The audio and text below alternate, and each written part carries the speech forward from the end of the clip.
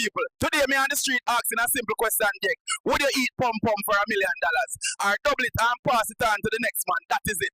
Them say Jamaican man not eat the fur burger, the saltfish, the kitty, the punani. We out here today to find out the truth. $1 million on the table. Who will step up to it and who will pass it up? So let's stir the pot, or in this case, stir the sauce. Big man, question.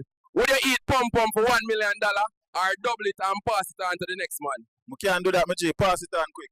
My G, $2 million for eat the thing or pass it for 4? We can't stoop for that. You're strong, me rate that. Next man, $4 million. $4 million for your little pom-pom or double it for the next man. Nah, man. $4 million for your little pom-pom or double it for the next man. Nah, man. I tell life me live. Pass that up like fast food. Alright, and $8 million now. Things that get serious, my people. Me never hear nobody dead yet for yamming pom-pom. So think about it. Deep. Big boss, $8 million for eat the sacred fur burger. Why you say? I would have yam it and bring home the leftovers. Jesus. My brother say take away a box. So we reach $8 million.